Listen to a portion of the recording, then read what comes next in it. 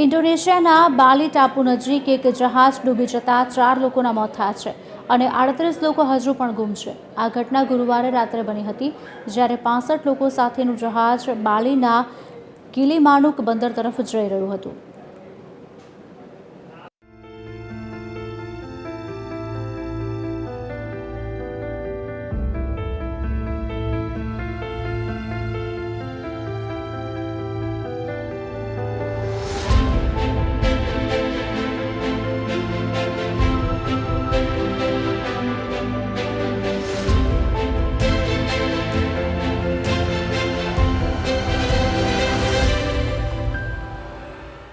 ગુરુવારે મોડી રાત્રે ઇન્ડોનેશિયાના બાલી ટાપુ નજીક એક ભયાનક જહાજ દુર્ઘટના બની હતી.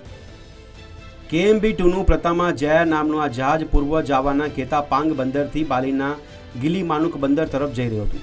આ જહાજમાં 53 મુસાફરો, 12 ક્રૂ મેમ્બરો અને 22 વાહનો હતા, જેમાં અનેક ટ્રકોનો પણ સમાવેશ થાય છે. જહાજ ઉપડ્યાના લગભગ 30 મિનિટ પછી એટલે કે રાત્રે 11:20 કલાકે તે અચાનક દરિયામાં ગરકાવ થઈ ગયું.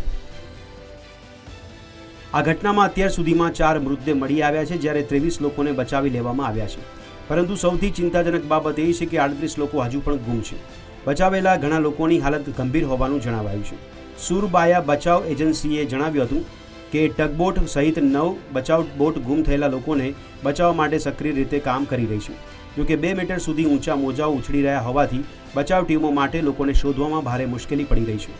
એજન્સીએ ખાતરી આપી છે કે જ્યાં સુધી બધા ગુમ થયેલા લોકો શોધી ન લેવાય ત્યાં સુધી પ્રયાસો ચાલુ રહેશે. આ પ્રકારની જ એક બીજી દુર્ઘટના 3 જાન્યુઆરી 2025ના રોજ પણ બની. ઇન્ડોનેશિયાના માલુકુમાં એક સ્પીડબોટ 2 નોના ડૂબી ગઈ હતી.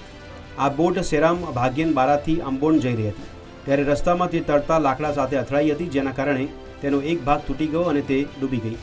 આ દુર્ઘટનામાં બોટમાં સવાર 30 મુસાફરોમાંથી 8 લોકોના મોત થયા છે અને ઘણા ગંભીર રીતે ઘાયલ થયા છે. ઇન્ડોનેશિયામાં સમુદ્રી પરિવહન સામાન્ય છે અને આવી ઘટનાઓ સમયાંતરે બનતી રહે છે. હાલમાં બાલી નજીકની આ ઘટનામાં ગુમ થયેલા લોકોની શોધખોળ ચાલુ છે અને સૌ કોઈ તેમના સહી સલામત મળવાની પ્રાર્થના કરી રહ્યા છે. અમે આ ઘટના પર વધુ અપડેટ્સ માટે નજર રાખીશું. Bureau report, TV13 Gujarati.